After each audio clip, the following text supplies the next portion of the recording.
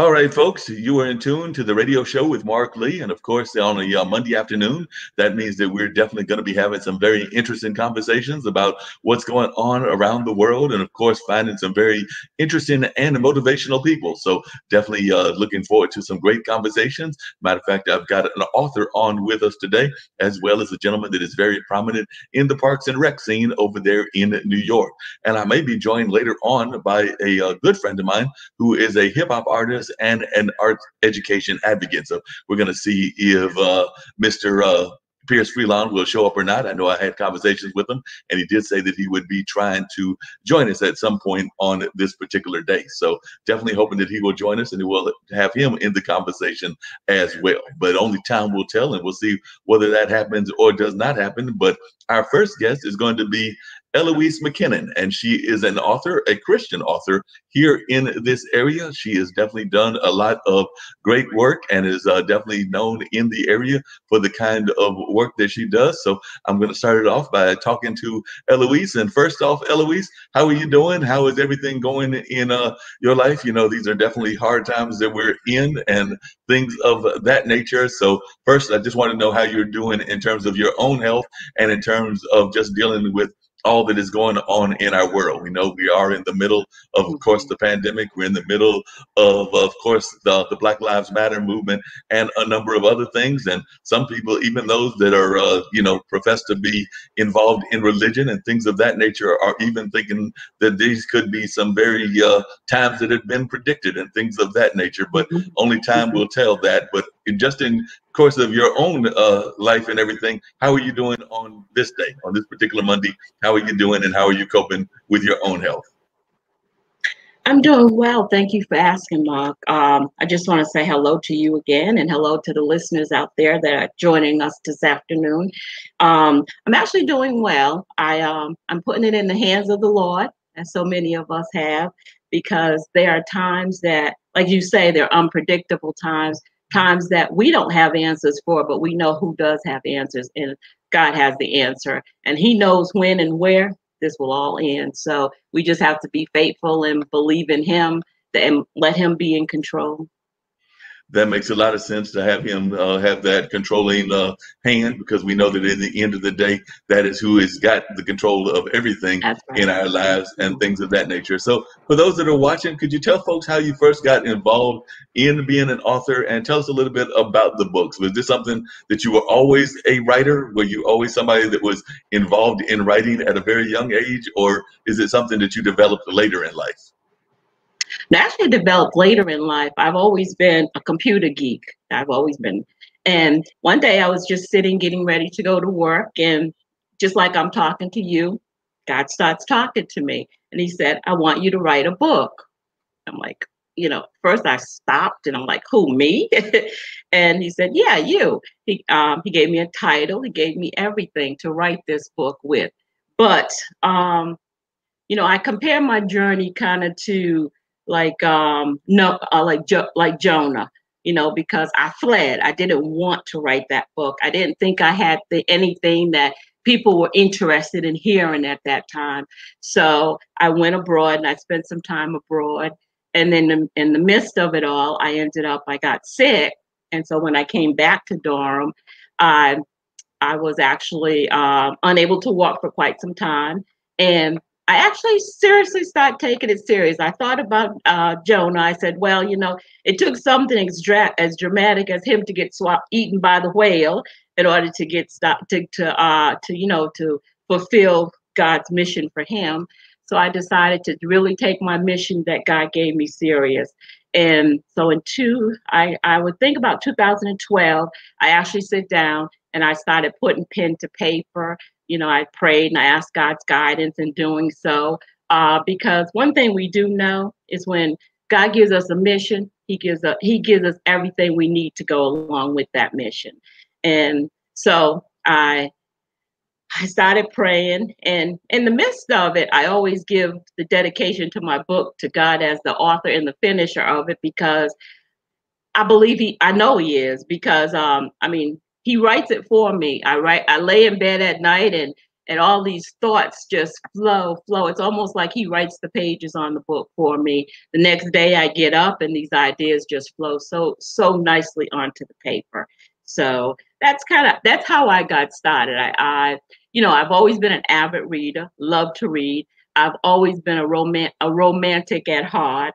I wasn't sure, if that's the type of book that God wanted me to write, romance or not.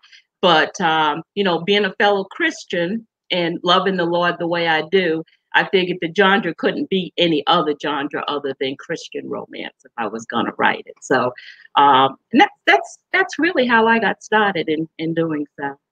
All right, that sounds really interesting. And you said you had traveled abroad, and actually, we are IBM.TV, and a number of our producers and folks are from around the abroad area. So, if you could just tell us where you were traveling to and things of that nature, because I know one of my producers is from India. We've got producers from all over the world, including like South Africa and England and places of that nature. So, we do have folks that are watching so globally. So, I'm just curious as to where you were traveling to at that time. Paris, France. I actually went to Paris, France. My daughter got a commission over there to do some work. So I went over there with her and I said, well, while I'm here, I'll write. I mean, the city is just gorgeous, but instead of writing, I was too busy sightseeing. So I didn't really take my writing serious until I came back from abroad, actually. Gotcha. And what were some of the sites that you saw there in Paris that really caught your attention and things of that nature? I actually had a friend of mine that had a Paris news person or a former Paris news person that was on their particular show, and they were talking about the sin and some of the other things that they saw. But while you were there, what were some of the things that you saw that really attracted you to Paris while your daughter was working there?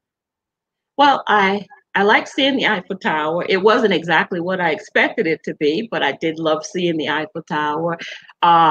We used to live next to Boucheron, the park, not right near that, and so gorgeous. And I'd go sit in the park, and it was such a nice atmosphere to write in the park. The churches in Paris was really nice. I got to go to Ireland and a couple other places while I was there. On different cruises, I got to, go on cruises along the Seine, and it was just, Paris and I've always wanted to. That was on my bucket list since I was a little girl. I've always wanted to go. Never thought I'd have the opportunity to live there, but I always wanted to visit. So it was really nice. So I think just the Paris entirely was really nice for me. Sounds like it's a real fun trip and everything. And you mentioned that you had stopped at a park and everything. I do want to learn more about the book, so we're going to continue this conversation. But I do want to bring in Mitchell as well. Mitchell Silver is definitely over there in the New York area and is the head of parks up there. So, Mitchell, you heard that she's actually had a great experience in a park in Paris. And I know that you've actually been involved in the parks both here in North Carolina, and now you're the head chief in charge of there in those lovely parks up there in New York. So definitely I wanted to bring you in so that you can talk a little bit about your journey as well. So if you would just talk a little bit about how you made it from this part of the world, meaning the North Carolina part, up there to New York, and how important parks are to you. Because we heard that Eloise, when she went to Paris, she had that great park experience. Parks are always on everyone's tourist destination list.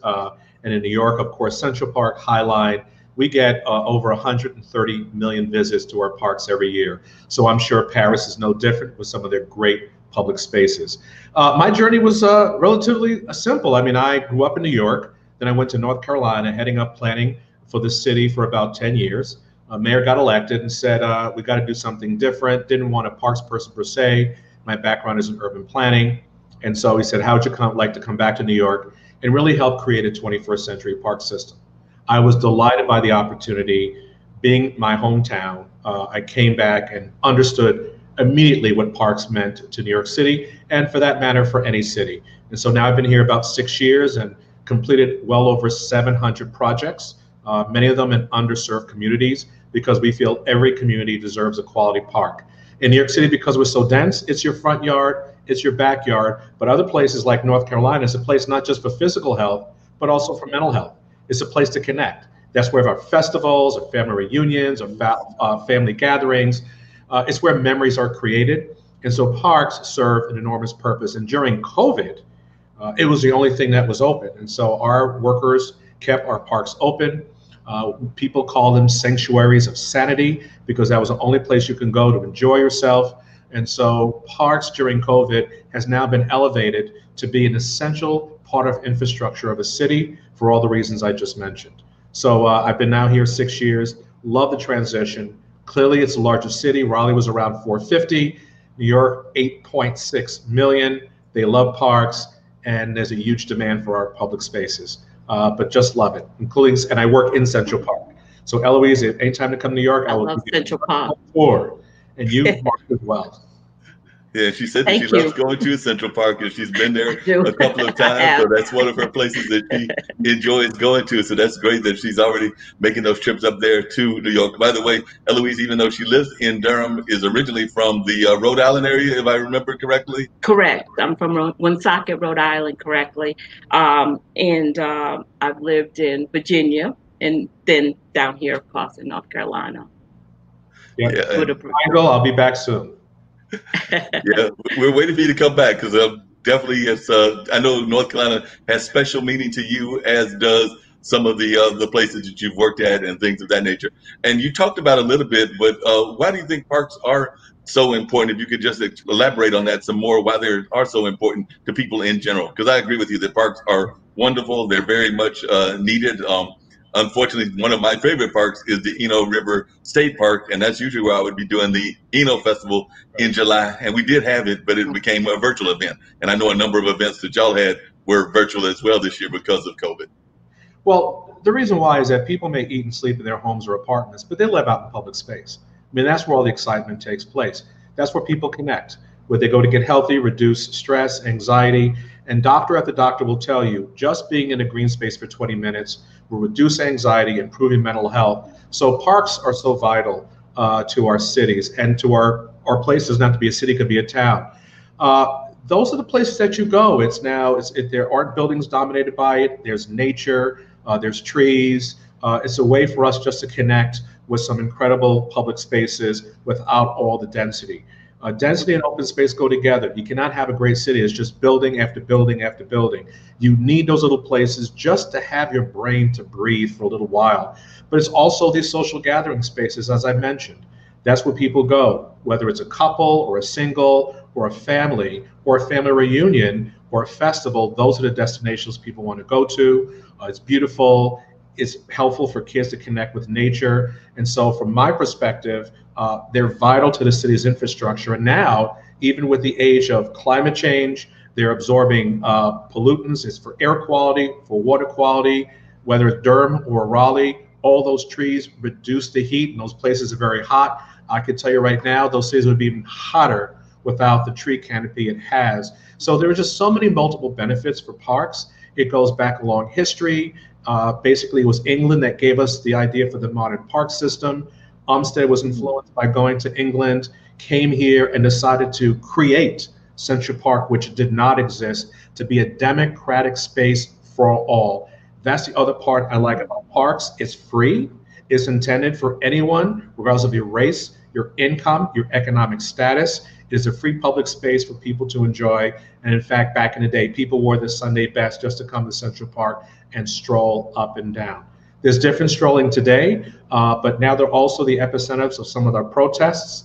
And we're now taking a fresh look on how our parks can now address some of the Black Lives Matter concerns. We already know the benefit it's offering to COVID. So just all around, you can't have a great city without great parks, period. No, I agree with you. I agree. Or Paris or Raleigh. No, I agree with you on that. You need the great park. One of the things that you alluded to it just then and everything that I was really impressed with you about was that letter that you sent to your employees that dealt with Black Lives Matter. Could you just share a little bit about that letter and how that letter meant so much to you? Because it was during the beginning of the Black Lives Matter struggle. It was. So our staff and a majority of our staff are, well, I would say majority, but close to the majority of our staff are people of color. And then there's probably about 30% that are Black. It was just a chain of events. First, we had Christian Cooper. He was a Black birder in Central Park, and he was approached by a white woman. But on the phone making a call to 911 as if he was threatening her, and that issue went viral. Later that day, George Floyd, we learned about, was murdered by a police officer, and I watched it and saw him call out to his mother as he transitioned to meet her. It just was a little bit too much. And just with all the combination of people being isolated by COVID and all the issues here in New York City, Black and brown communities being disproportionately affected by the coronavirus, and then this incident was a little bit too much. As a Black man and a commissioner, it ripped the scab off, because many of us that advance in our career and at our age, we suppress so much that we check our Black identity at the door and feel we can't express ourselves. Something happened. And I wanted to communicate to staff that I felt their pain. We understood what happened. I'm in solidarity with them. And then we have to do something very different. So what I wrote took a lot of time, a lot of tears, because I was dealing with a lot of issues I suppressed as a Black man, because we're all taught how you behave in the workplace, how you behave socially, and enough was enough. And I had to tell my staff that something had to change. And so we initiated a series of reflections just to hear from our staff. We decided that staff came up with the idea of renaming a portion of one of our parks Juneteenth Grove, because this happened late May. We were able to design it and build it in 6 days. And it was 19 benches to celebrate the 19th. We planted 19 trees. I prayed over one of the trees, and we renamed it. And the benches were painted in the Pan-African colors of Black, red, and green, and that is on full display. So for me, I took it personally. My children were affected in the past by issues relating to just being stopped often by the police and personal things I went through. And it was my opportunity to share with staff, you're not alone. I feel what you feel, and it's something that we have to do. That was a hard statement to write, but I felt it had to be said. It's like I said, I did read the statement. It was a very powerful statement, and I'm so glad that you did that. And I think that others kind of like recognize that and have started doing similar kind of statements. And we've also seen some changes in society, not just in statements being made like the one that you made, but also in some even organizations changing their identity. I'm thinking about like the Redskins, who have decided not to be the Redskins anymore, and some other things that we're seeing that are definitely changing because of this conversation. So we know it's a very needed conversation, was needed to have been had many years ago, but sometimes these kind of disasters force us into these changes. So it's glad that a lot of folks are paying attention to what you're saying and things of that nature. Just getting off of that just for a second, one of the things that surprised me, I've talked to folks about the parks and just Parks and Recs, and of course, everybody, like you said, loves parks, but they've also been speculating that they're seeing more of the wildlife come out because of COVID and because there's less of us around. So I was wondering, has that been the case in New York? Like I know here there's rabbits and deers and other things that were a little bit more prominent than they have been in the past, being a little bit more bold in terms of coming out into the public because there's less public out there. So I was wondering, are you seeing that in the New York area? I mean, I know at one point our mutual friend Sri showed me a landscape of New York, and I'm sitting there going like, that does not look like the New York that I visited many moons ago. Right. Well, now that July has come around and more people are coming out to the parks, luckily for New York, we're now at stage 4. We're actually doing better than the rest of the country. So people are going back to the parks. So to answer your question, yes, we did see an increase in wildlife, but around July, when people started going back to the parks, it kind of subsided to some extent. But yes, we started seeing coyotes. I mean, they were always there, but now people are seeing more, coyotes and foxes. Of course, the raccoons are a fixture here. In fact, they will tell you move along because the raccoons got this trash bag. But we saw an increase, and we have a whole wildlife division, and they were ready to educate the public that you are going to see more because it was so quiet. And there's all other studies about even the noise levels and how just the COVID has settled everything down. But now with July, summer in the city, people are back in the parks.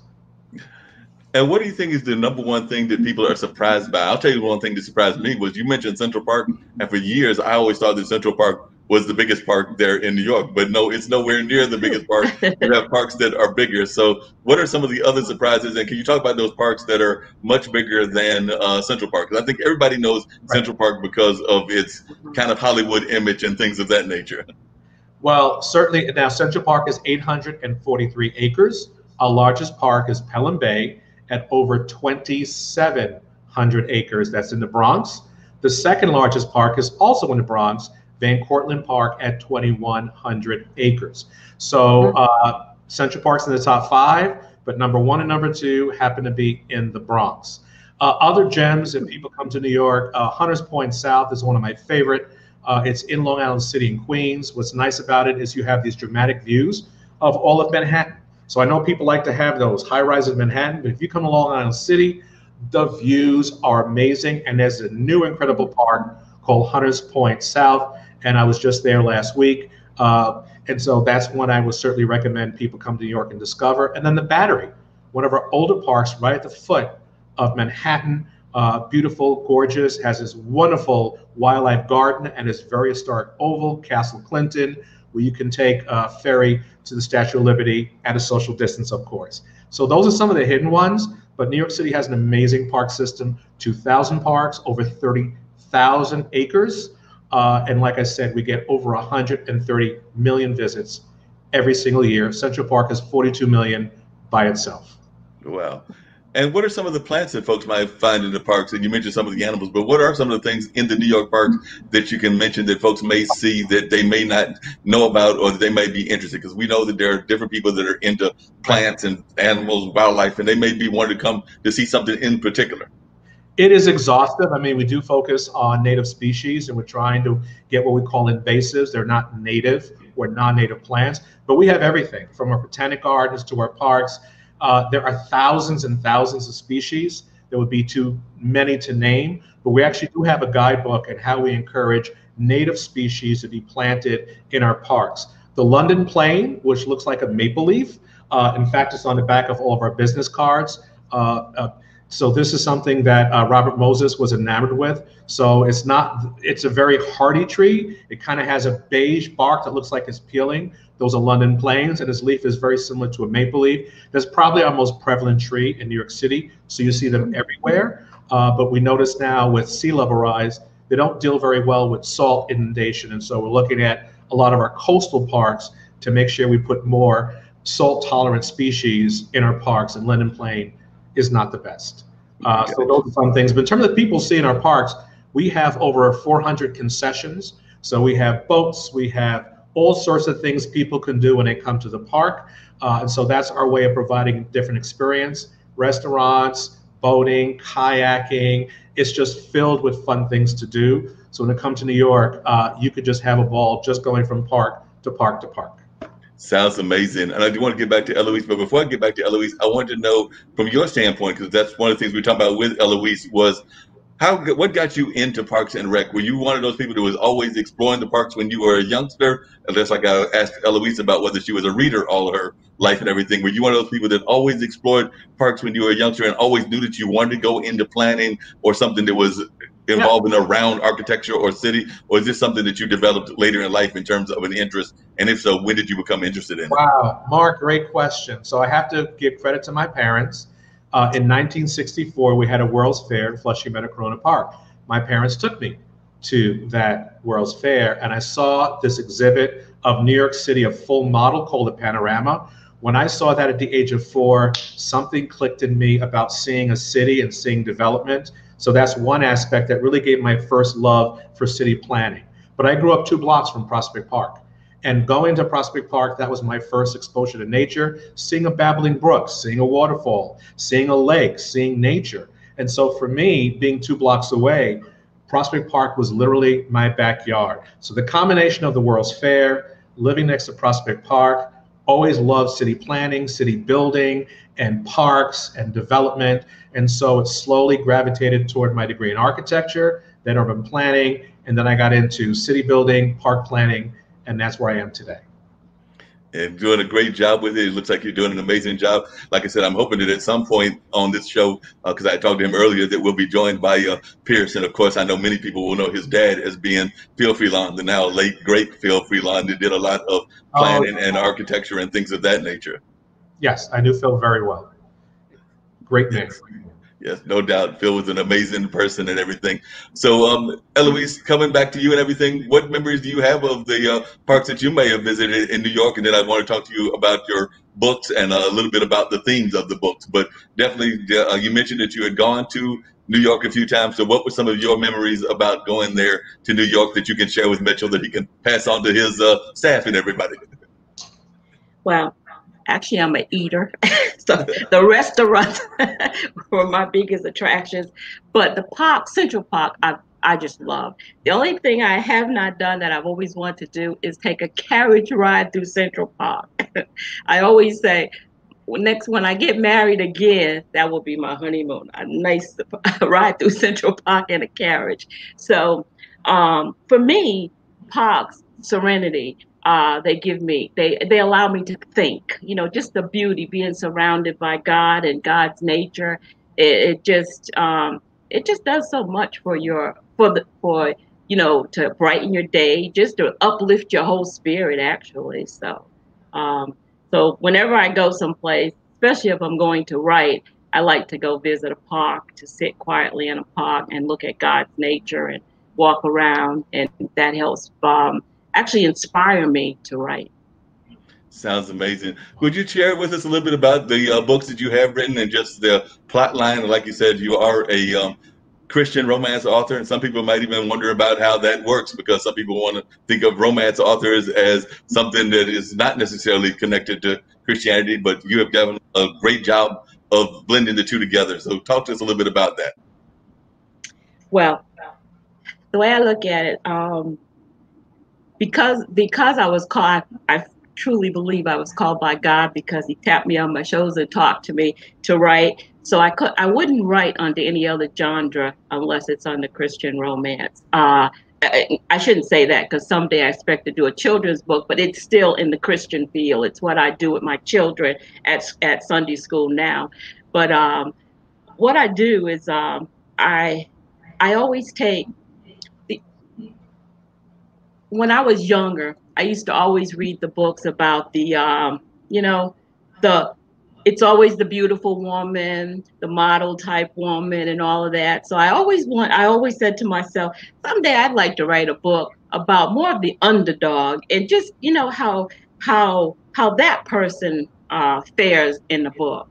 So my books are more about the underdog. I don't write about the beautiful woman. It's always about more the heavy set woman, because there's beauty. What I try to do is kind of like you with the parks. I try to uplift people's spirits and encourage them to know that their lives matter.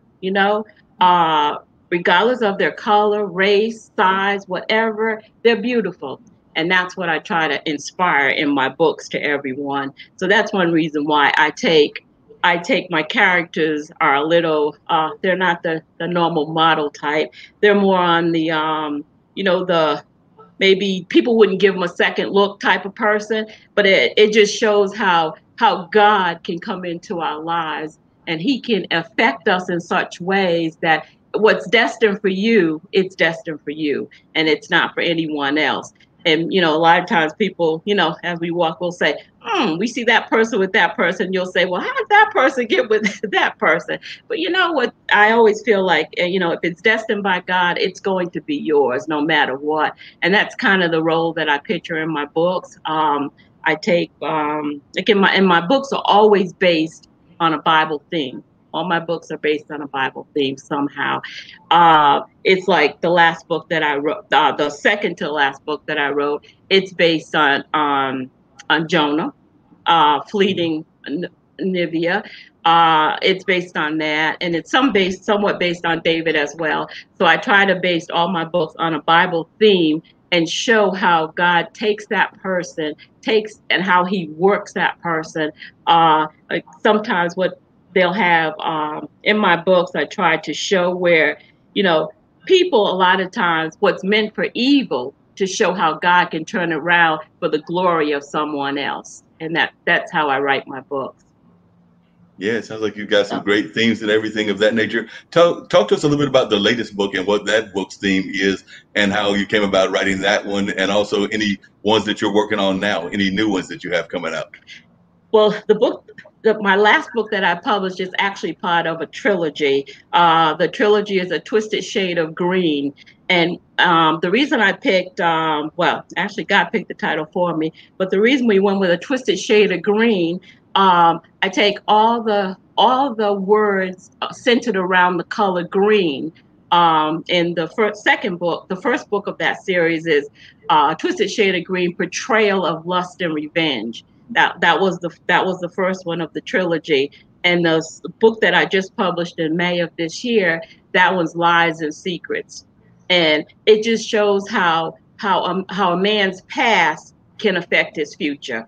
But through God, sometimes people take your past and they want to use your past for evil, but it shows how God can use your past to turn it around for the glory of you and for him. It also shows how, a lot of times we feel like God's not there.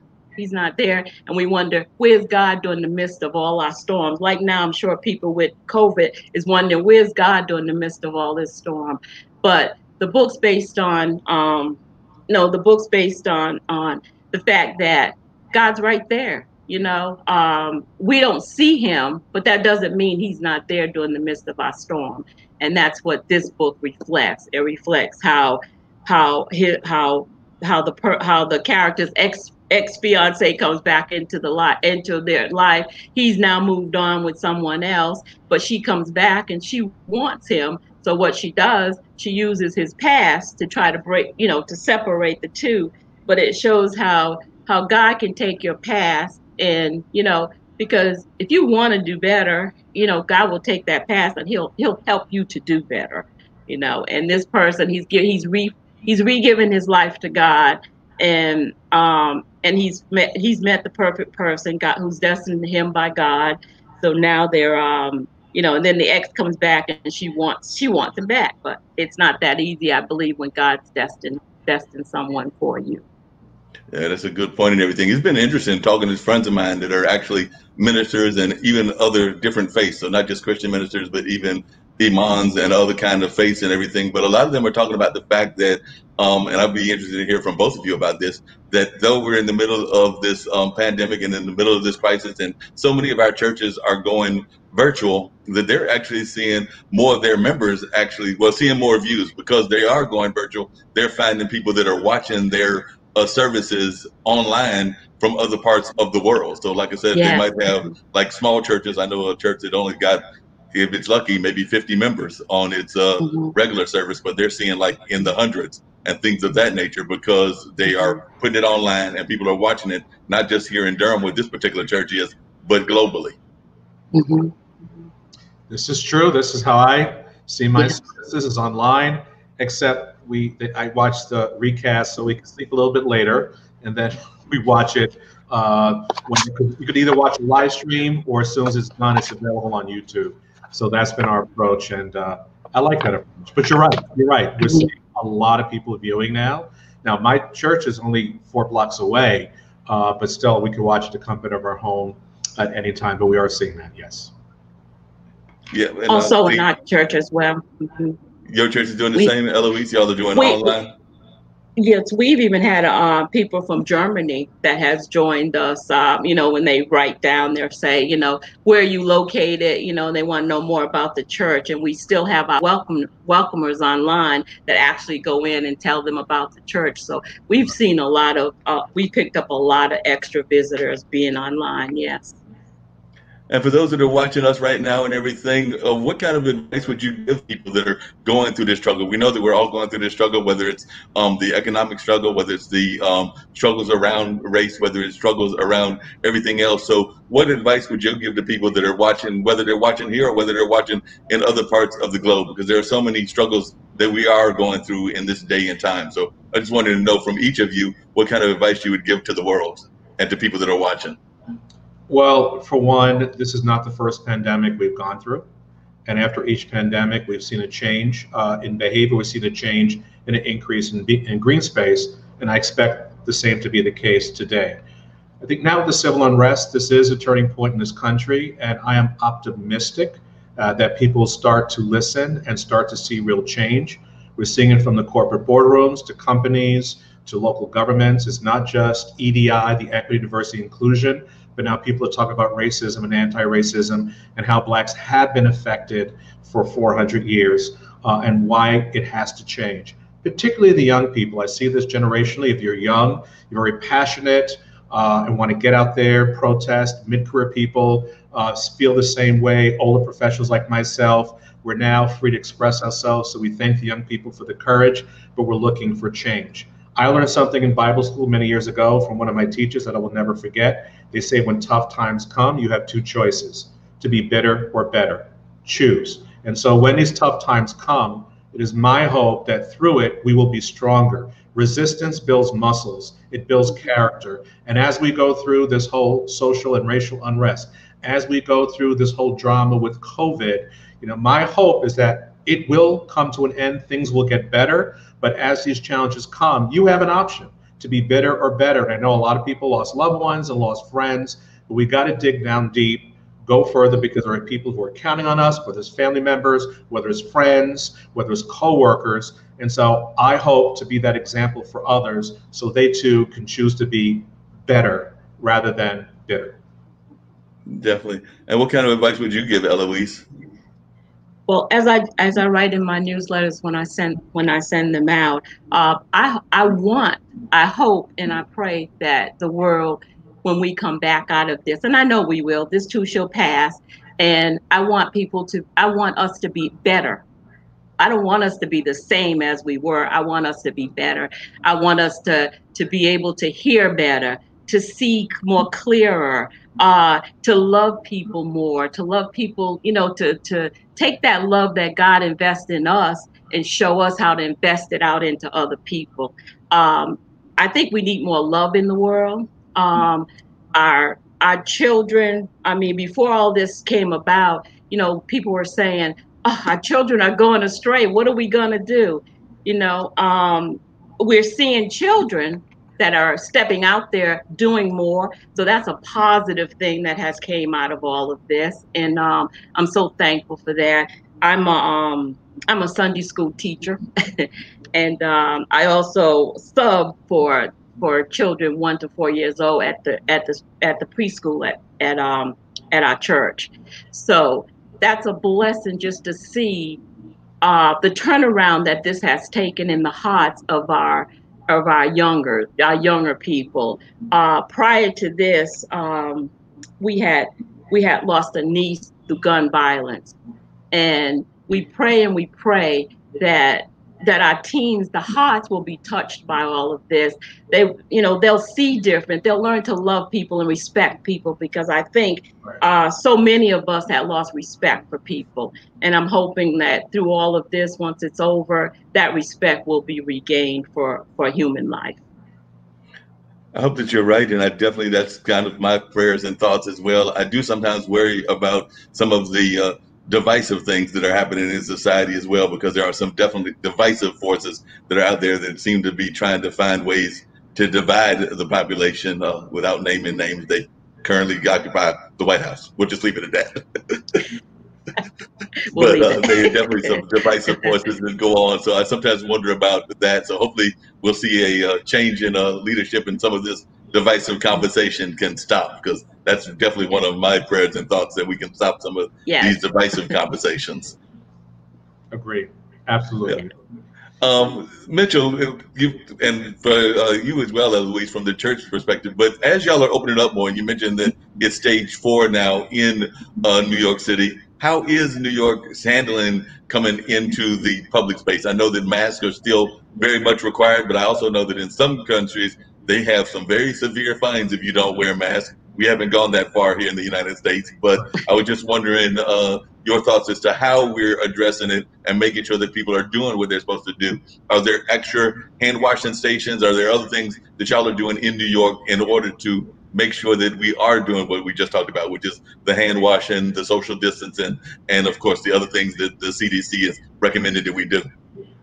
Well, it's all the above. The mayor has a daily briefing and gets updated, and we're watching. We have like 3 metrics that we look at. I mean, at one point, New York State was 800 deaths a day, and we actually had to build a temporary hospital in Central Park. Now there are some days where there are no deaths at all. So you can see that what both the governor and the mayor put in place and our health experts, it's working. And so all the things that you mentioned, you're encouraged to wear a mask. You're encouraged to wear a mask. We're not going to do enforcement because there were some challenges with the police office, who they approached, who they didn't approach. Parks, we have other employees that are social distance ambassadors. We hand out masks. But yes, all our comfort station playgrounds are open so people could wash their hands. We are putting more hand sanitizing dispensers out there, park by park. We have folks traveling the city with a lot of masks. And so that continues, but our parks are getting more populated. We're on a partial phase 4. We were supposed to allow people go into restaurants. We're not there yet. So we're doing this open streets plan. Restaurants can be out on the street. We have 9,000 restaurants participating. That's been very successful. We closed off streets to provide even more open space in neighborhoods that don't have a close walk to a park. So it's working in New York. And so while we're seeing more and more people coming to our parks, they're not going away for vacation. They're staying here in New York City. We open up our beaches and our pools. At least 15 of our pools are open. And so New Yorkers are cooperating, and the mayor's watching the number very carefully. And then last week, they just instituted, there will now be sheriffs and police officers at all bridges and tunnels. As you went to New York, you have to, they'll stop every few people to see whether you're coming from one of the states that have higher COVID rates, that they want you to self-quarantine here in New York for 14 days. So a lot of efforts are taking place. We want to keep our numbers down. The Northeast, both New York, New Jersey, Connecticut, we're in very good shape in the Northeast, and we want to make sure we keep it there. So kudos to the mayor and the governor for really keeping a close eye on this.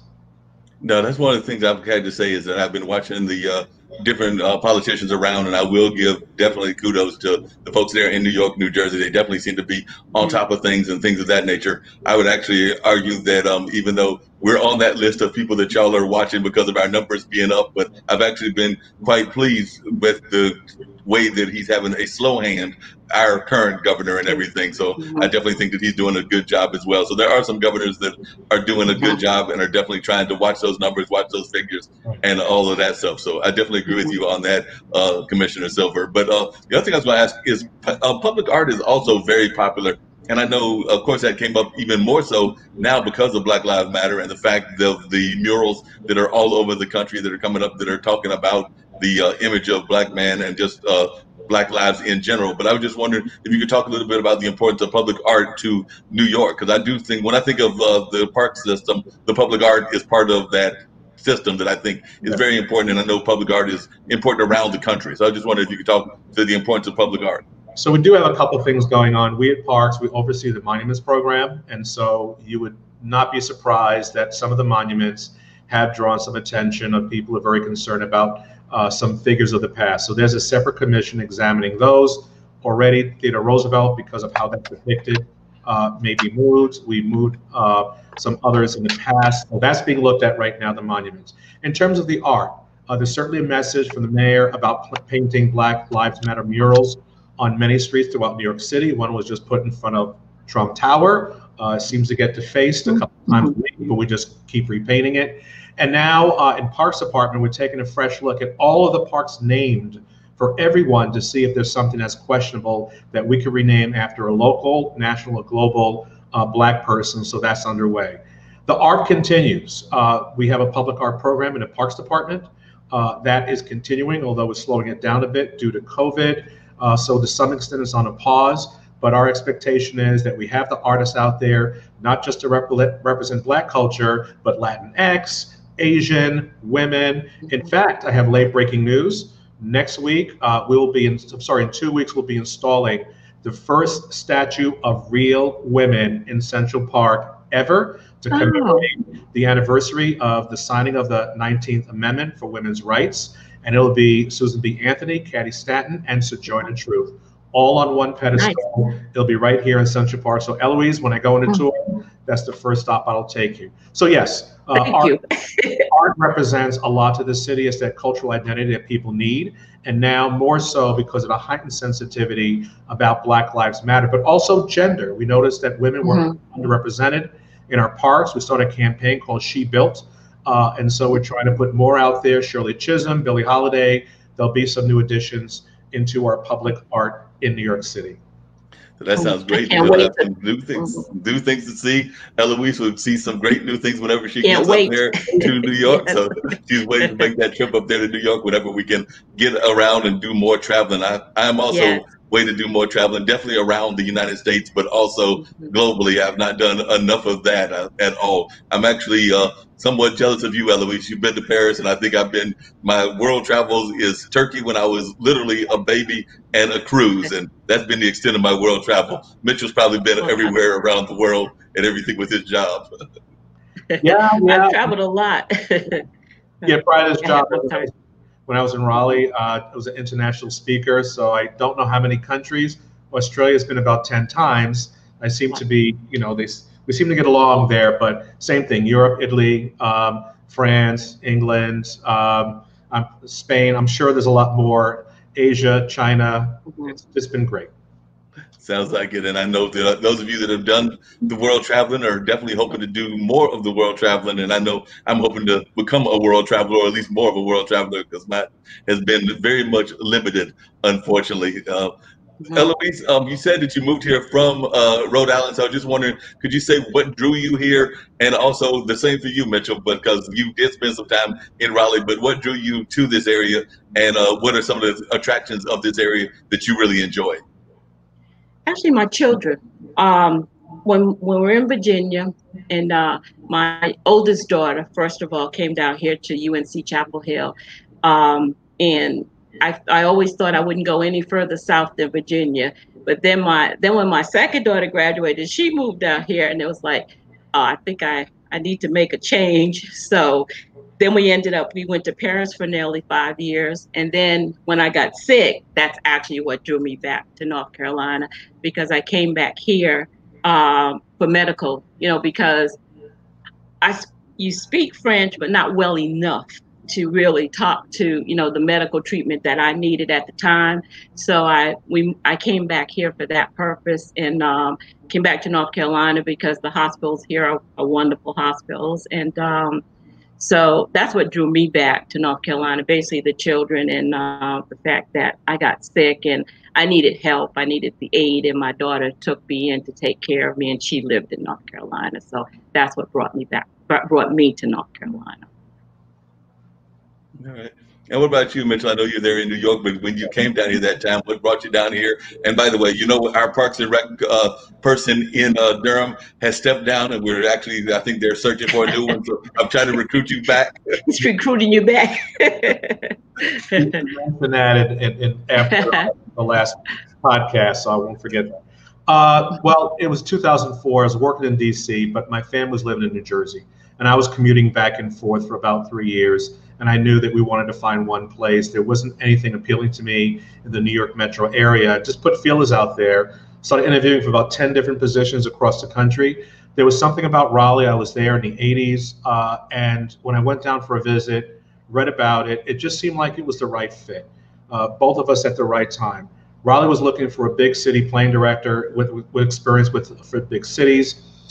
They wanted to find out what was next. So it was the right place at the right time. And I did not want to come back, which is why I told everyone when I took the job here in New York that I'm coming back. Now, I don't want to do any late breaking news, but I'm in the process of purchasing something very soon in Raleigh that I have to rent out until I come back. But my plan is to return.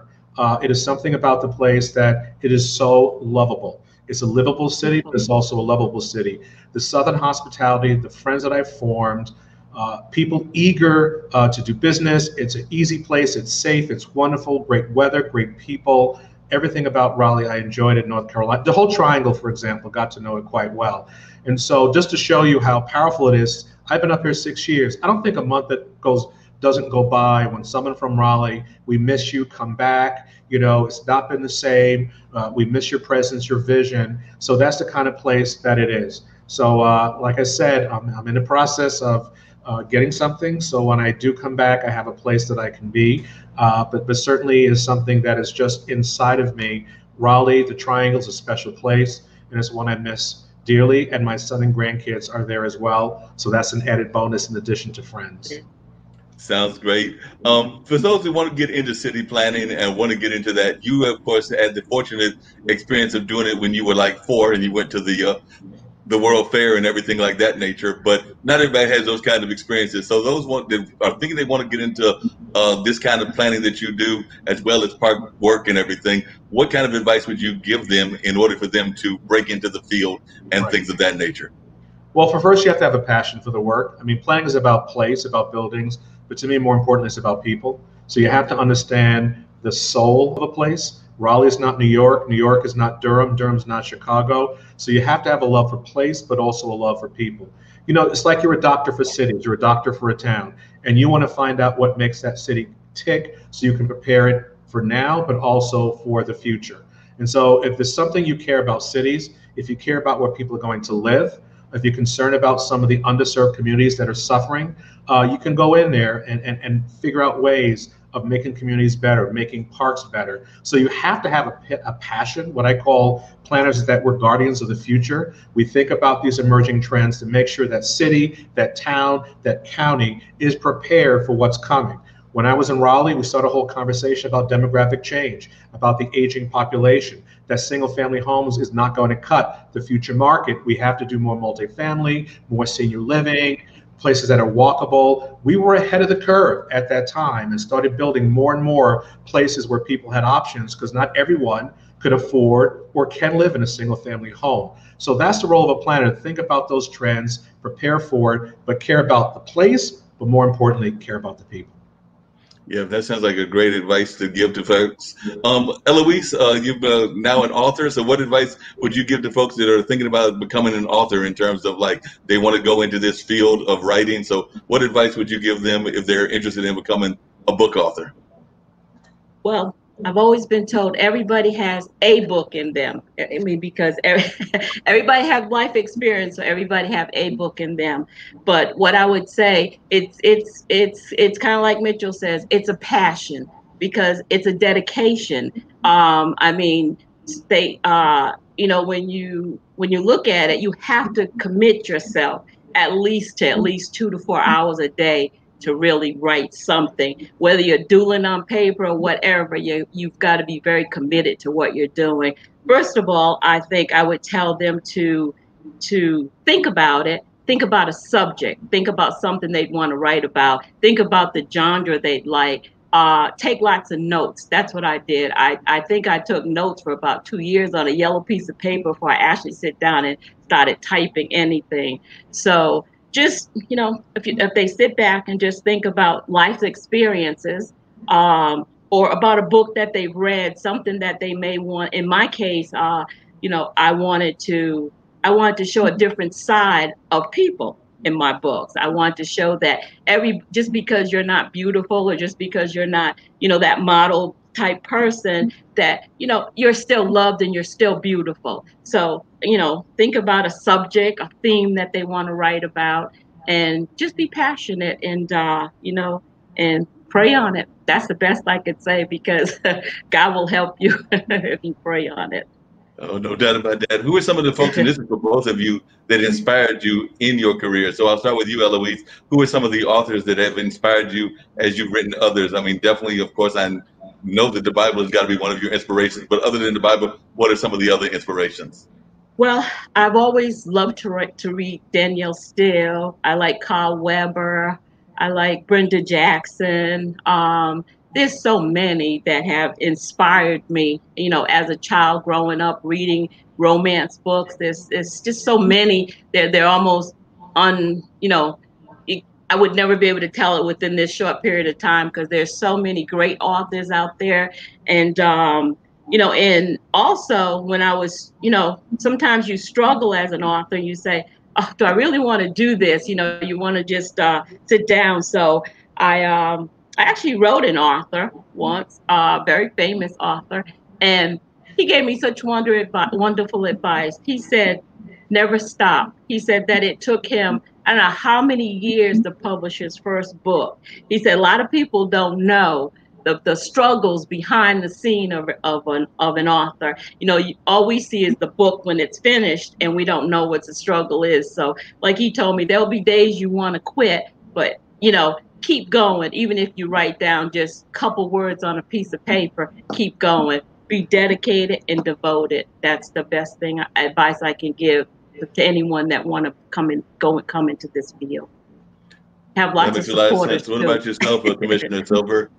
Well, these book authors, is Kevin Lynch, an architect. People don't know about him, but he wrote a book called Image of the City, transformed my whole idea about cities, and talked about how landmarks help you define your space. So when growing up or you give directions, people don't always use streets, especially when I was in North Carolina. When you get to this big oak tree, make a left. You know, there are these landmarks that people use, but he unpacked this whole notion about how cities work together, the nodes, the streets, the streetscape, the landmarks. So one is Kevin Lynch. Jane Jacobs, very known for just understanding street life and what it was like, and she was very instrumental in stopping Robert Moses of destroying the village and parts of Manhattan, but really tried to understand how people make up a city.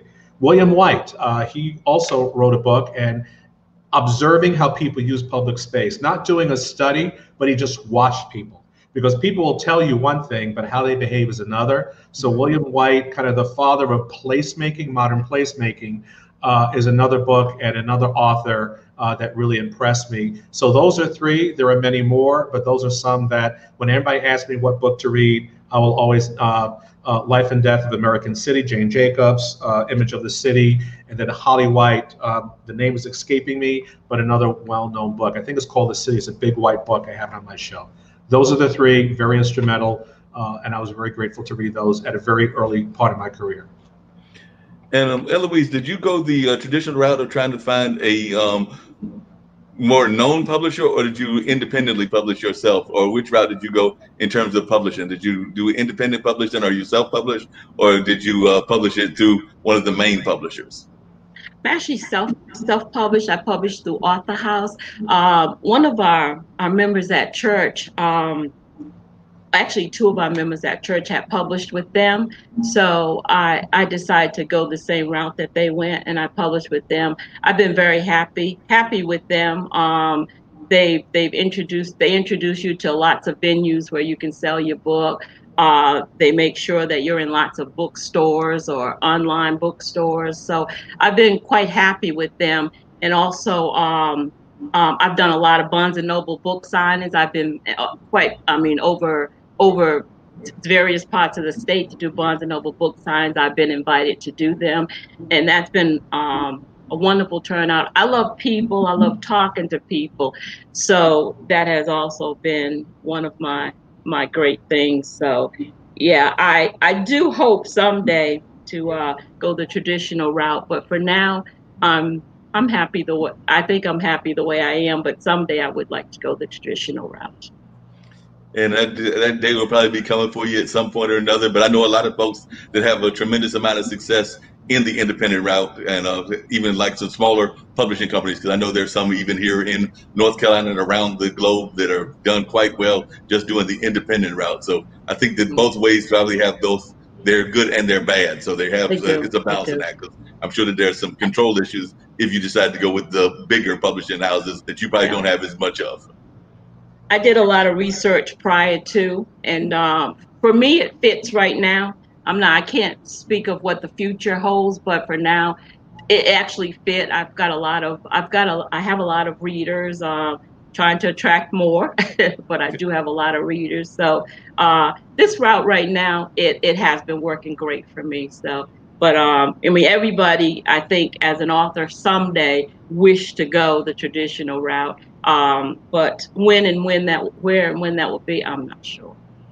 And what's the most interesting thing that has happened for you on this author journey of yours? So if you could share with us some of the stories of some of the most interesting things that have happened to you as you have gone and become more of a known author here in the area, and particularly in this particular market that you are serving. So just give us some stories of some of the things that you have enjoyed and that you would want to share with others. People.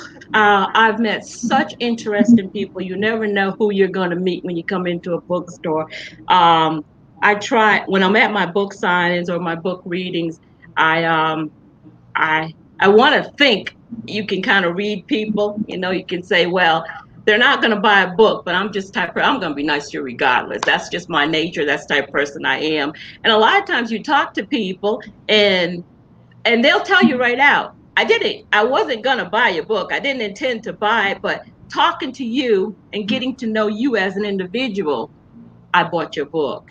And I've got some great reviews based on that. So um, I just being yourself, I think, helps a lot in this industry. Not trying to be someone that you're not.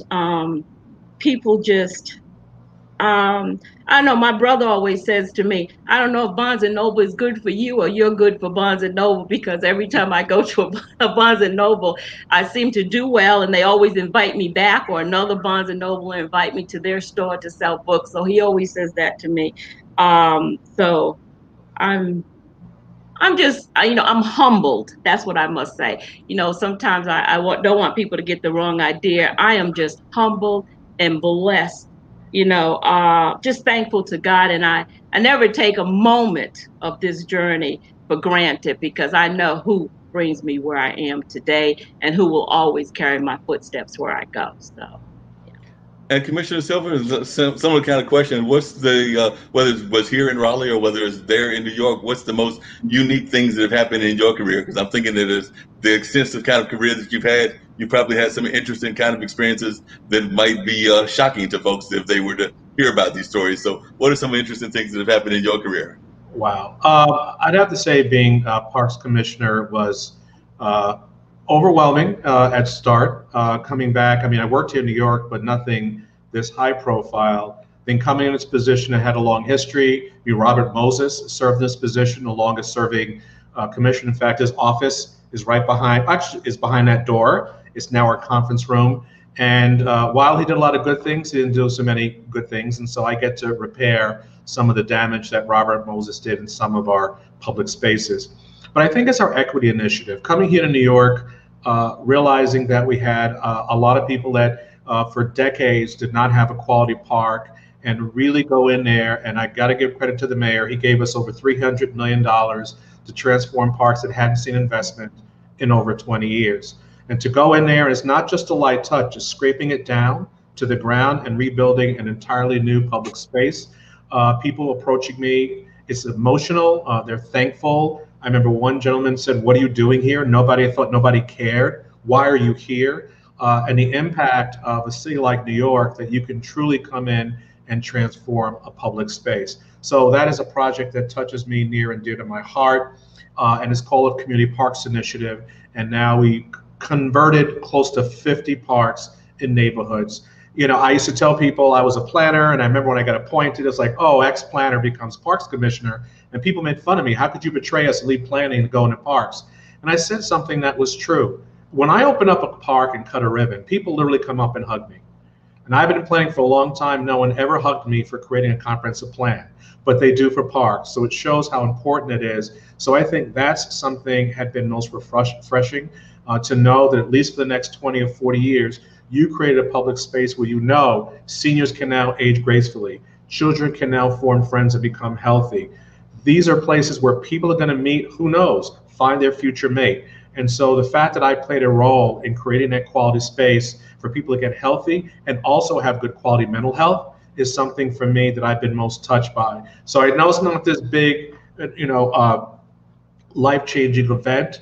To be able to play a role in providing better quality public spaces for people to enjoy is a gift I will take with me for the rest of my life. Oh, that's an amazing gift, and I think it's one that more people need to have more respect for. So definitely, I've got friends, like I said before, in the Parks and Rec system here in Durham, but also other park and planning kind of folks that I have known for a number of years. So I definitely have a great deal of respect for the work that you do, and definitely wanted to just share that. But one of the things I was curious about is I know that sometimes planners will get some weird ideas, or they will be proposed with some weird ideas. So I was just wondering, what's the weirdest thing that somebody has tried to come at you with? Because I do know that there had to have been some things that you're sitting there going like, no, we're not building that. So I just You wondered, know, what are some of those? people wanted to build, move the where the Hurricanes played in downtown, a Ferris wheel. These are things people try to just come up, and I'm only saying yes. However, we do try to build a river walk in Raleigh, and when I go back near Capitol Boulevard, I want to make sure we can pull that off. We went to Durham and got all jealous about, what they were able to put in downtown Durham with that nice little waterfall and that beautiful feature. So you get to hear things like that. Can we do this gondola that travels around to go from downtown to Dix Park? So you hear things like that. But the bottom line is people love their cities. They want to see what's cool. I'm not. I'm a dreamer, a visionary, but I also believe in a reality-based planning. And we need to actually plan something can actually get built. If you dream too much, it's time to wake up and actually face reality. So that's always been my focus. But yeah, you hear that Ferris wheel, gondolas. Let's put a stadium right downtown. All those things. I think the stadium makes sense. They are trying to do that right now with a soccer team. But those are some things I've heard.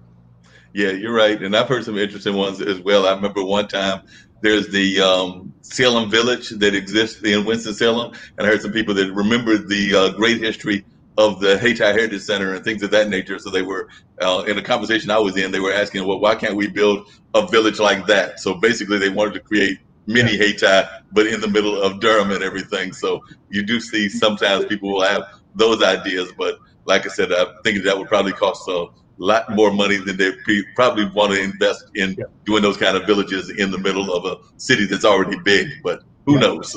Yeah. Now, there was one idea people thought I was crazy when I came up with the idea of building a transit hub downtown called Raleigh Union Station. And so that was when we started. People laughed that it can't happen. And so I was very pleased the day I was there to cut the ribbon on Raleigh Union Station. I actually gave it the name because it had another name before. And so that was one where at least I had made that suggestion. And that's probably one of my most proud projects is Raleigh Union Station, right in the warehouse district in downtown Raleigh. Well, what are some of your proud moments in New York? You mentioned some that y'all are doing now, but what are your most proud moments now that you've been back there for a number of years? So do you have any particular proud moments there in the city? There are so many. I'd mentioned the Community Parks Initiative. We have this other initiative called Parks Without Borders to make parks more accessible, to make sure the sidewalk is not just a sidewalk, but the outer park. I grew up next to Prospect Park. We're now doing this initiative, Parks Without Borders. We're putting 2 entrances into the less affluent side of Prospect Park. So now a 3/4 mile stretch of the park, which had no entrances, now will have 2. So now I'm very proud that we're providing more access and equity to people surrounding the entire park. So that's something I'm very proud of, but there are so many. I finished about 700, so it's hard to pick a favorite, but Prospect Park is always near and dear to my heart because it helped form basically my early childhood and my understanding of parks and nature. Gotcha. Now, I know you definitely have an affinity for New York, having an affinity for, of course, North Carolina and things of that nature, but I actually had a friend that traveled around taking pictures of the national parks as part of one of his virtual companies that he works with and everything. So I was wondering, nationally and internationally, what are some of your personal favorite parks you like to go to when you're not seeing the ones in New York and North Carolina? Well, London's another favorite place between Hyde Park, Birkenhead Park, which influenced Umstead, but also Gardens by the Bay. That is in, why am I escaping me? It's going to come to me in a second. Singapore. Wow, that's a botanic garden I've never seen. It's called Gardens by the Bay, and it is just absolutely stunning. The person who actually put that garden together gave me a tour, spent the entire afternoon. So Gardens by the Bay at Singapore, if you go look at pictures online, it is just absolutely stunning. The most incredible park, botanic garden I've seen in my life. Wow. What about you, Eloise? You've traveled to Paris. You've traveled around up and down the East Coast. Are there any particular parks or sightseeing sites that you really enjoy going to and checking out while you're meditating and writing your books? Well, in Paris, we were talking about a Ferris wheel in the city. Paris during the wintertime is gorgeous. No, I've always tell people it's the most beautiful time, I believe, in Paris. They put up this gigantic Ferris wheel it's close to the Eiffel Tower downtown. It's next to the American Church in Paris. And it is absolutely beautiful. That Ferris wheel goes from probably a week before Christmas, maybe a little bit more than that. And they decorate the whole city with like the villages, Santa's villages, and people sell things in the villages. It is just absolutely gorgeous. I was thinking about that when you said a Ferris wheel in the city. But I have to say, Boucheron Park in Paris, that to me was just gorgeous. I mean, just to walk, it had the it had this stream that ran through it. It just has everything, and people were always doing weddings there, so it was never dull. There was always something there that could capture your attention. And as a writer, you like to listen and be attentive, so because you never know where your next idea is coming from. So to me, that was and truly, I believe, the best park that I have seen. Yes. Well, I know, like I said, I haven't done enough world traveling, but one of the shows we have here on IBM.TV is a show revolving around China. It's a young Chinese student that lives in the West Coast in California, but she does like a highlight of the different provinces. And I forget which province she went to, but she went to one that had like these tremendous ice sculptures, and they were just amazing. And they were like in a public space as well, but it looked like they had been carved by individuals and like a team of individuals. But when you saw these statues of like elephants and tigers, but they were carved in the ice, you were sitting there going like, it was just amazing that they could even pull that off. But I know that was one of the Chinese provinces, and I don't know whether you've ever been there, Mitchell, or been around it, but like I said, she highlighted that because that's one of the shows that she does, that she highlights different places that you can go. And I think we've got a gentleman that might be doing something similar for Canada and things of that nature. We might have to get you to do one around the different parks, Mitchell. So I'll have to talk to my bosses at BIA. We might have to have you do like a 15 or 20-minute segment where you tell us about the different parks and give us a little highlight there, here and there. Okay, I'm down. All right. I'll definitely let the powers that be here at IBM.TV know that Commissioner Silver has said he's down and that he's open to the idea. So we'll make that happen. I'll talk to Kim and Nick, who are the people that run this particular platform and everything. So I will definitely mention that to them. So we were talking about the book and everything. And if I could come back to that, and if you would just tell folks how they can find the books and the website where they would go to find the books and things of that nature, Eloise. So if you would, tell us a little bit about how they can find the books. And if you want to, you can share a little bit more. I know we've talked some, but if you want to mention some more about the plots and things of that nature of the more current ones, or even one that you're working on for the rest of the trilogy, you can do that too. But definitely, I do want folks to know how they can find you and where they would find you. Okay. My books are located in Amazon.com. They're located in Barnes & Noble. They're located at BookBob. Just picked me up as one of the authors. So I'm encouraging people to follow me on BookBob, try to build up my reader base there. But you could reach me on all my social medias through my website, which is at www.com. It's E. McCann, my last name, my first initial, EMACKINN01.com. That's my website. And you can connect to me on all my social medias. Right now I'm doing an August free book giveaway. And I want to mention that, if that's okay.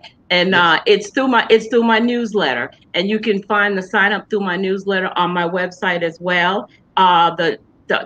This week is the last week for the book giveaway, and I'd really like to give away 20 ebooks, so that would be nice. And it's of the first book of the trilogy, A Twisted Shade of Green: Portrayal of Lust and Revenge. So many people are saying we want to go back, and it was a little span between the two books, so a lot of people are saying I got to go back and read the other one so I can catch up. So that's a good way to read it and catch up, to buy the ebook and read it that way and catch up. That would be great. But also the book that I'm working on now is, of course, the last book of the trilogy, and it's called A Twisted Shade of Green: Portrayal.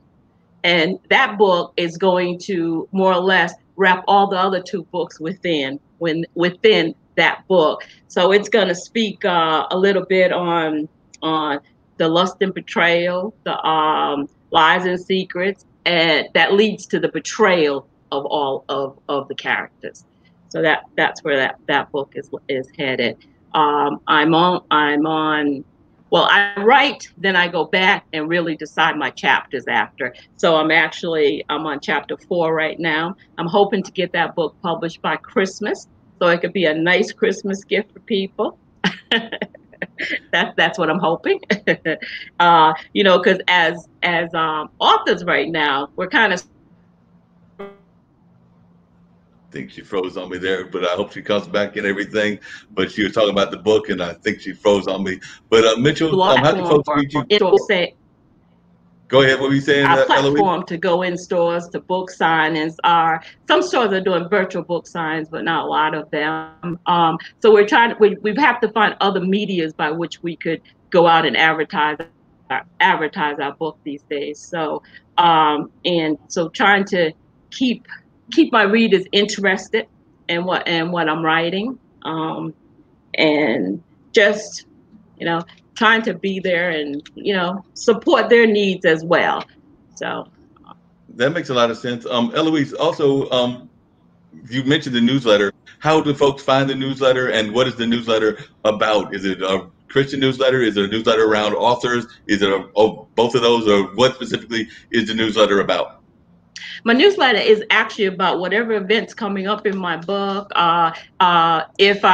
My new books that are coming out, new releases that are coming out, any activity that happens with my book. Like one of my books I just put on sale for $1.99. So I sent a newsletter out in reference to that. Sent a newsletter out in reference to my free book giveaway. I try to keep my newsletter centered around my book. I do always put a small section in there because I know right now people are struggling. So I do want to address those needs as well. That's something that we cannot forget. And I do always want to give them a word of prayer or a message from the Bible in my newsletters as well. Just to to keep them uplifted and to keep them encouraged during these times that we're going through. And to because a lot of people, we fear the unknown. And, so sometimes just an extra word from someone else, just to reach out and tell somebody that you care, that means a lot to people these days, because there are a lot of people that they don't have people that can reach out to them every day. So I'm hoping through my newsletters, I can reach people, let them know that I do care. We all care, we do care about their welfare. We do care about their needs, and I find myself that a good book takes me away.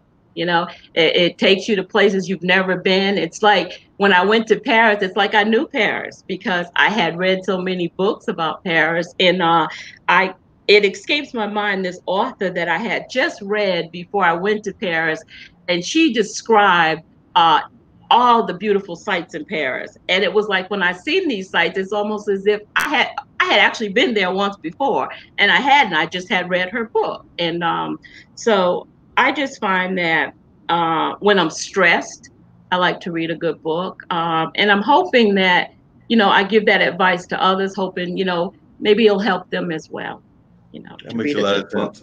Is there a particular passage that is your passage of choice that you always go to as your passage of strength? Because I know a lot of people have different passages that is their passage of strength that they always go to when they're going through hard times. So is there any particular passages that you go to? Well, there's several that I go to, but what I always think about is the fact that my mother used to always tell us when we were young. She used to always say to us, no matter what you're going through, God's always there. He'll never leave you. She used to always instill that in us as we were little kids. And she used to always tell us that, the fact that, if you feel unloved, God always loved you. So, maybe start off with a prayer in the morning and just tell yourself, a lot of people beat up on themselves. Instead of beating up on yourself, be positive. Just look in the mirrors and tell yourself, I am loved. God loves me. I am loved. you know. No doubt about that. And we're actually going to wrap everything up. I know Commissioner Silver has got to get ready to go very shortly as well. But on the same lines, does the Parks and Rec department have a newsletter that folks can go to on a regular basis if they're interested in finding out what y'all have going on there in New York? And also, do you put out anything individually yourself, and how can folks reach you? Well, in terms of parks, we have a very active website as well as our social media platforms. So it is nyc.gov/parks. And so we constantly are refreshing everything on our website because we have so many things going on. But we're very active on Instagram. It's at NYC Parks. And then I'm both on Instagram, Twitter, and I don't do Facebook that much anymore. And that's Mitchell_Silver. I'm a runner, so I do a comment on Instagram. My personality is running and parks. On Twitter is more business oriented. So on both, but Parks is active on both. You want to see some amazing photographs?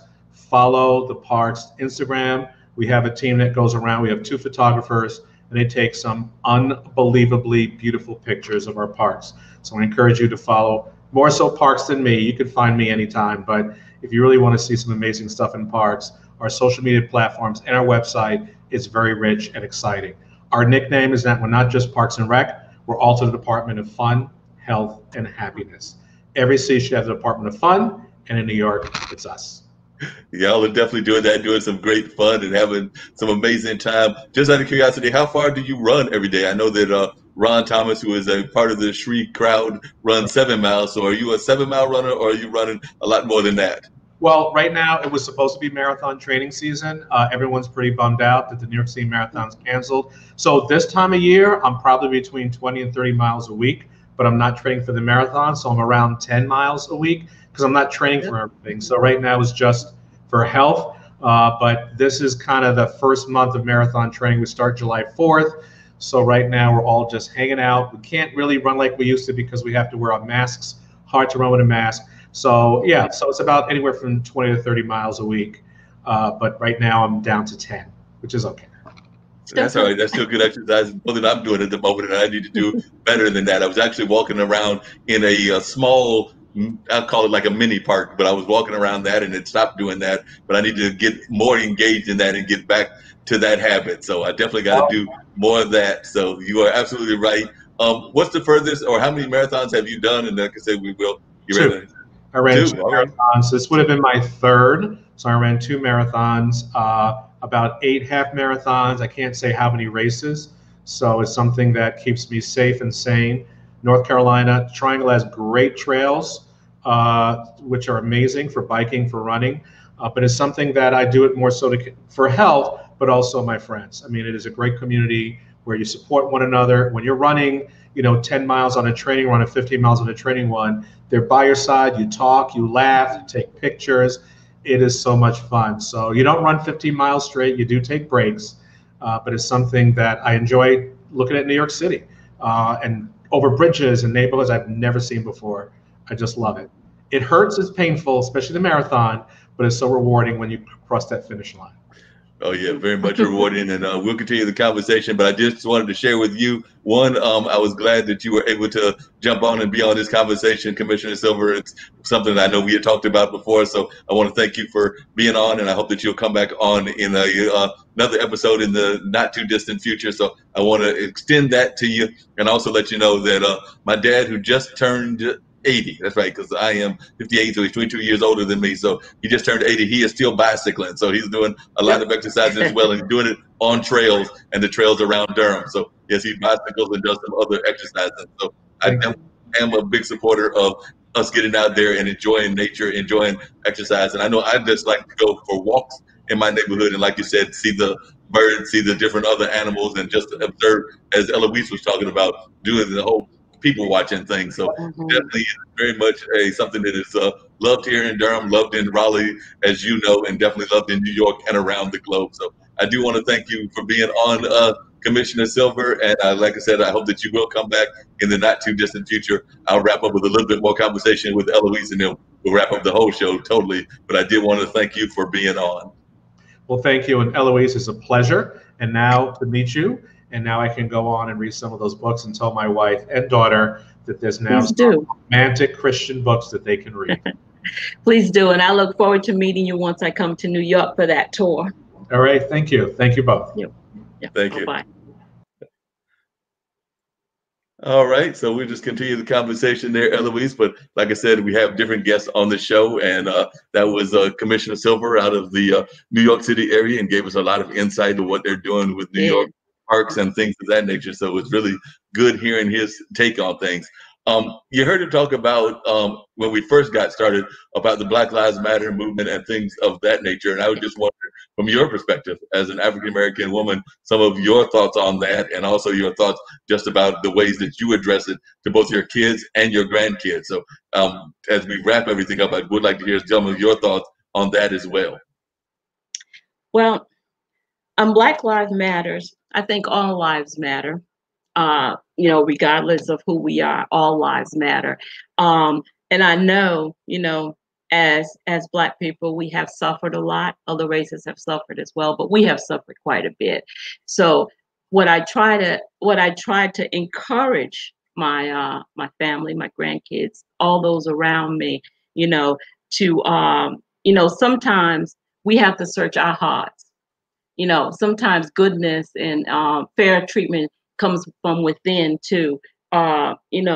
When sometimes we think we're treated unfair, and I'm not saying that. I don't want anybody to jump on me now. I'm not saying that in a bad way. I'm just saying, like, sometimes we might misjudge people. People might say something and we don't fully understand what's being said. And on a different level, and you instantly get mad about it. So sometimes we have to search our own hearts too, for everything that's going on. It's heartbreaking, the things that are going on. It's heartbreaking to see Black on Black crime. It's heartbreaking to see any crime. And we hope, and I pray all the time that, maybe once the pandemic's over, we'll be delivered from a lot of this as well, because it does matter how we're being treated. How I had before this, for 30 some years, I ran a very successful computer company. I used to sub with a lot of the larger companies, Lockheed Martin, Aerospace, a lot of them. And though I personally did not experience it, I did hear, other employees that did experience it. So, I just want people to wake up and remember, God created us all equal. When we cut, we all bleed the same blood. We might be a different shade of skin. We may talk different. We may have different walks in life, but that doesn't make us any less than anyone else. One thing my mother always taught us as we were growing up, she always taught us to believe in ourselves, that we were no better. Never think you're any better than anyone else, but never think you're any less than anyone else either. And that's how I've always lived my life, from what she's always taught us. And it seems to have worked well, so it's heartbreaking. That's the best word I can say. All the things that are going on in society, but it's good that people are waking up. They're taking notice. I mean, now there's nothing that you can touch online that doesn't have something about Black Lives Matter. I think companies are becoming more aware of the unfair treatment within companies across race. And so that's a good thing. So if that has brought about all these changes, sometimes it's sad to say, but sometimes things have to take place in order for change to happen. And I don't know how people can't see that change is needed, but sometimes they don't. It's like in our own lives. Sometimes we don't see the change we need until something drastically happened to make that change come about. So Yeah, that's very much true that sometimes we have to have those drastic changes and things of that nature. But I like the message that you're giving about the fact that we've all gone through hardships. We've all gone through different things. And like I said, we've got listeners from around the world, some that are definitely following in the tradition of Christianity, but also some that are of different other faiths and things of that nature. And one of the things that I oftentimes talk about is that no matter what the faith is, the very basic message of a lot of the religions around the world is very much a similar message. Yeah, there are I extremes on agree. all the sides, meaning whether there might be extreme Muslims, there might be extreme Hindus. We know that Hmm. there are definitely extreme Christians, but all of the faiths around the world, the basic message seems to be a message of love and a message of caring for others and doing things of that nature. So, like I said, well, I know that you've read books, not just Christian books, but other books as well. But when you read books Hmm. of faith, the basic message is the same, which is that we are one people and that we have to We are find one. to unify and to do things of that nature. So that's the way that I've always looked at it, is that, it doesn't matter whether somebody is of Christian faith or Muslim faith, but that Mm-mm. we all need to Doesn't find matter. ways to unify. That's right. I agree with you. That I totally agree. That's how we were. That's how we were raised. I mean, my mother always taught us that there's good and bad in everybody. Right. But she taught us to look for the good in people. Because I think everybody, I mean, sometimes people think I'm crazy for saying this, but I think there's good in everybody. I don't care who you are. I mean, like they say, God loves the just and the unjust, and there's good in everybody. Sometimes we as people just have to look for the good in the people, because if you look for the negative and drive the negative in people, they become negative. But I think if you look for the positive, people become more positive. It's kind of like, when you get on that elevator and nobody says anything, but one day you get on that elevator and you say good morning or hello, how are you, Right. and see the people that speak back. you know Yeah. but if you but it takes one person, sometimes a lot, but sometimes one person can change the atmosphere in a place. So I try to Right. be that person. And you definitely have that kind of personality where you try to share that positive nature and that positive ability. And I think that that's what more and more of us need here in this world, is this kind of like positive nature and the sharing of positivity, because too often there's too much negativity. So people like yourselves that are trying to share the positive nature is what we need more of in the world. So definitely want to thank you for that, because you definitely seem to have that kind of nature. And I'm sure Thank you you. share it with members of your church and things of that nature. As a matter of fact, I saw that one member of the church had actually was in the chat room and I think was listening there for a while during our conversation. And they actually said hello to you in the private chat area. And I'm going to see if I can't pull that up and see who that was. But it was a gentleman named Robert Epps. So Robert Epps had actually made a comment that he had popped in and was I listening. love you. And there was another person as well. They did not leave a comment, but I do know that they were Mhm. listening also. So there have been some folks even from your church and your community. So I'm not sure who Mr. Epps is to you, if he's a member of the church that you He's attend. actually my brother. Okay, your brother. That's even better. He's my brother from Rhode Island.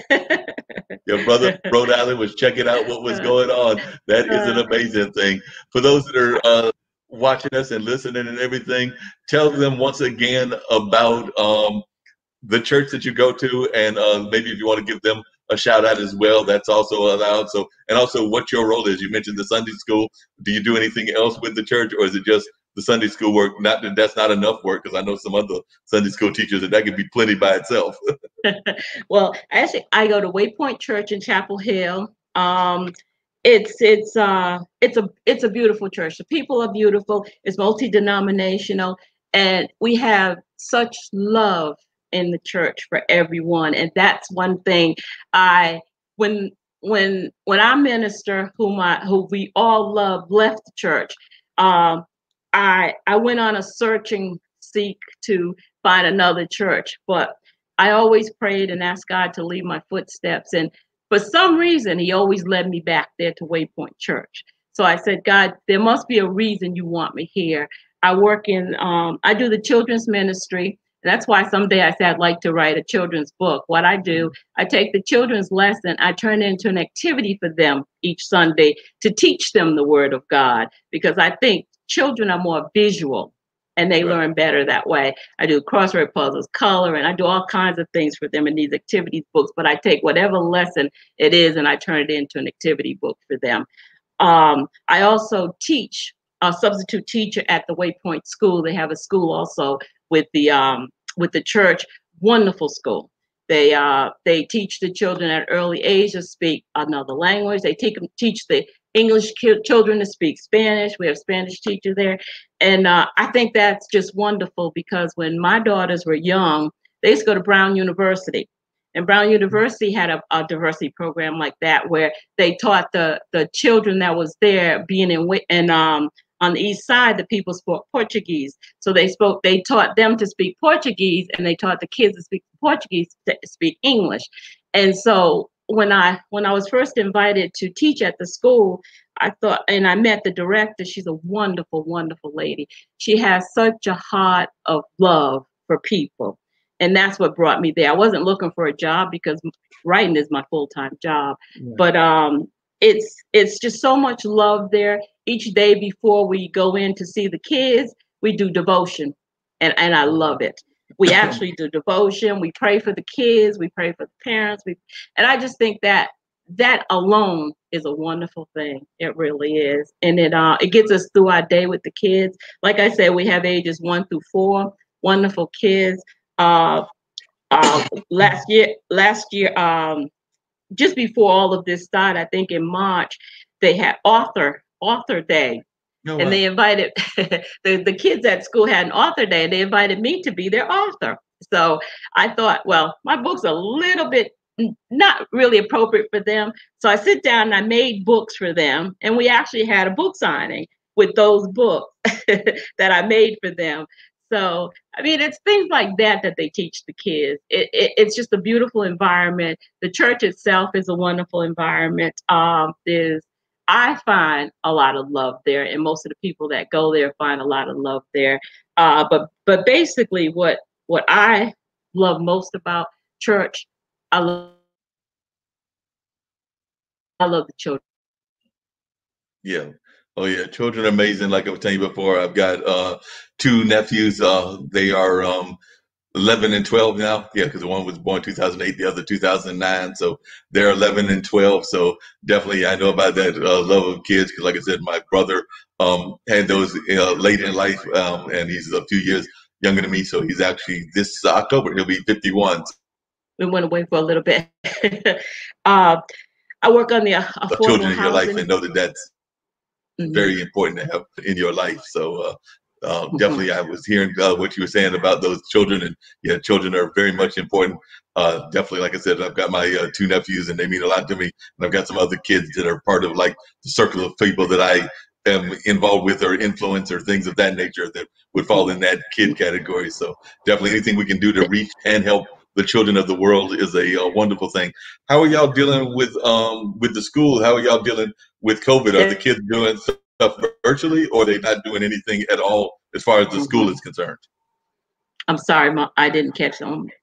I was saying, how is the school going in this particular era? Are they doing any teaching at the school right now, or are there plans to do it as a combination virtual and online with everything that's going on with COVID? How are they planning to handle the teaching?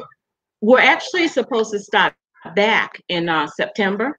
School is supposed to start back in September. They're just working out all the final things now as to, safety, what's best for the kids and all of that. And I think they've come up. I think we're supposed to start back on the 7th. It's actually a wonderful school for people to send their children to, actually.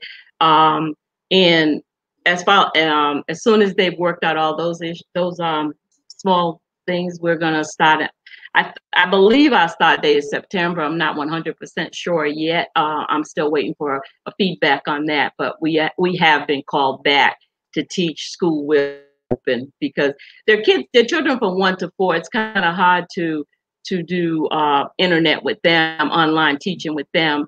It would actually be more responsibility of parents than on the teachers really to do with them. So it's a little bit more difficult. Yeah, it's more difficult to deal with small kids. There's no doubt about that. And hopefully everything will work out that y'all can get back in and have those kids, because I do know that those ages are very important for them to start having those early socialization kind of like experiences and things of that nature. So hopefully y'all can get them back in there and y'all can have that interaction with them on a regular basis. So definitely, I hope that y'all get that kind of connection and things of that nature. So, like I said, we're getting ready to wrap up this particular edition of the show. So I do want to thank you for being on and everything. Are there any final thoughts that you would like to share with our listeners and with our audience? Like I said, folks will get a chance to catch the replay, which we replay on YouTube, on Facebook, and on Twitter. And sometimes on Twitch, but definitely they can catch the replays on all of those channels, and of course on IBM.TV as well. So do know that there are ways that members of your church and just the community in general can catch the replays at those platforms that I just mentioned. But definitely, and we have other great programs here as well. I know that my friend Alexandria does a music program out of South Africa. We've got a gentleman that does a show around chess, and that's actually based out of there's one of the shows that's based out of California. That's Jim Eat, and then we have another gentleman, Sasha, who is originally from Russia but now lives in Canada, and he does both a chess show and he does an investment show. So he talks to people about investments and things of that nature. And then there are a number of other programs. We've got a program where two guys, Dylan and Zach, will actually do like the idea. They'll create a story, so they're actually creating like a TV series almost. They're showing you the whole process that they go through. So they're like basically whiteboarding it right there in front of you, and they're doing it with two ideas that they're tossing into the can and creating it from like the beginning all the way to whatever the completion is. So they have actors and everything else, but it kind of like walks you through the process of what they do, and that airs on Sunday. And then my friend Zach, who is a funk musician, has two funk shows. One is on Saturday afternoon at 12, and the other is on Sunday afternoon at 12. I caught that one. Oh, good. Yep, yeah, he does a great job with that and everything. And then Tish does Plant a Seed, which is kind of like what this is, giving people positive ideas and things of that nature. So as I said, we've got some tremendous shows, and hopefully you'll go back and looks like you've already caught some of them, but hopefully you'll catch some of the other ones. And I know that they sometimes will reach out to people that have been on one show to be on another. So like I said, some of my cohorts may reach out to you as well. But definitely, is there any final thoughts that you have that you want to share before I bring up the ambassador, which is what we use to close out a lot of our shows, which is actually one of my producer's daughter, and she's giving us tips on, covering your mouth when you cough, and doing the namaskar, which is the prayer out of India, as well as other things like washing your hands. But she talks about all of that and everything. But if there are any final thoughts that you would like to share, I'd love to hear them, and I'll give you that time right now. Well, I'd like to say thank you to all the listeners that tuned in on our behalf. I'm grateful to each and every one of you. I'm grateful to the people who buy my book, who read my book, and I hope everyone that do finds something in the book that can inspire them, encourage them, and always know that you've got a book in you as well. So you too can write a book. It's not an easy process, but it's a doable process. We've always been taught that, whatever you set your mind to, you can do.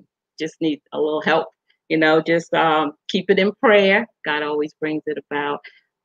My biggest thing is that I have been very blessed. I hope your day is as blessed as mine was by you joining in to watch me this afternoon, because I have truly been blessed by being here with you today.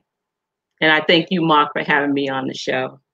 No problem. It was my pleasure to have you on. You definitely gave some great insight, as did Commissioner Mitchell Silver and everything as well. So can't wait to go to New York. So you ready to get up there to New York? And I'm ready to go.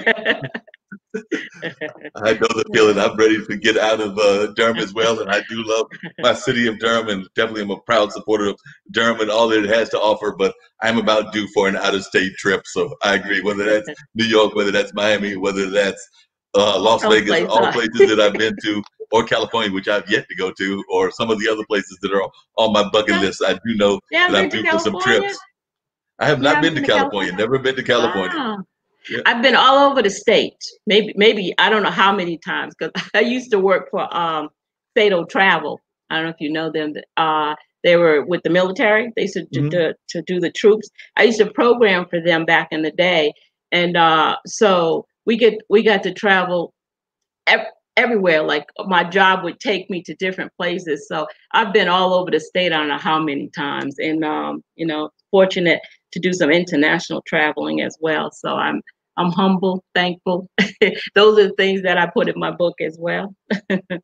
Oh yeah, definitely. We have to be humble and thankful whenever we have these opportunities. Like I said, it's definitely on my.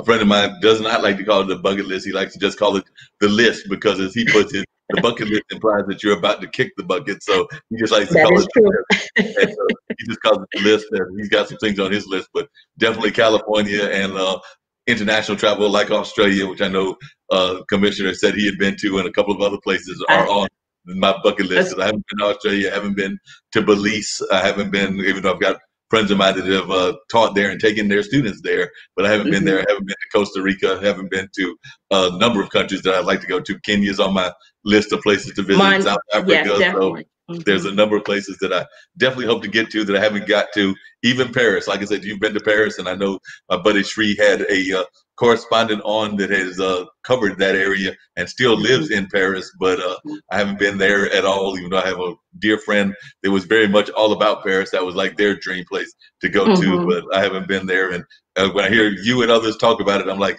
yep, got to put Paris and London and some of those other places on the list. Australia is one of mine, but hopefully in 2021 we're able to go. My daughter has a conference there, and hopefully I'm able to go with her. That we never know. We're hopeful. Never know. But we're going to keep that hope going and hope that everything will go. I know that Broadway, where Mitchell is, has shut down all of 2020, but hopefully they'll be back in 2021, and hopefully we'll see more of these things.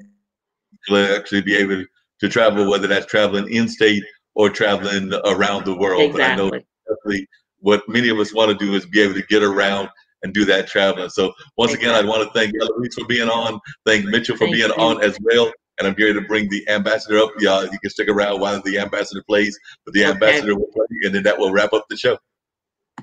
All right.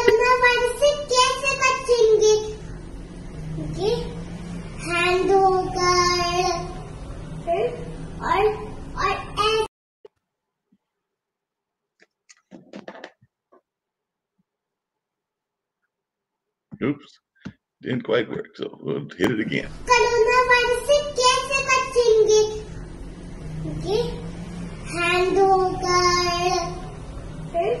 और ऐसे अपने खांसी जब आएगी तो ऐसे करेंगे अच्छू अच्छू और कोरोना वायरस को धन्यवाद हमारा म्यूजिक सुनने का. Oh, that's cute. It's very cute. Like I said, that's one of our producers, and that's his daughter. And he's actually out of India, but she puts that together and gives us all kinds of great ways to give us encouragement during these hard times. That's wonderful. Yes. And I think we had one more comment that I put on. Apparently, Betty Williams was also watching. I don't know if you know Betty, but she says we have been truly been blessed to spend this time with you, and amen to all. So I don't know if Betty is one of your friends as well, but she definitely gave some comments also. Is that one of your friends also? It's actually my sister. All right, then. So the relatives have been watching. That is a great thing. So it is. And like I said, definitely want to thank you and Commissioner for being on. So I'll catch y'all on another show, and hopefully we'll get you back on. I look forward to it. Come back. Be blessed and have a blessed day, Mark. Thank you.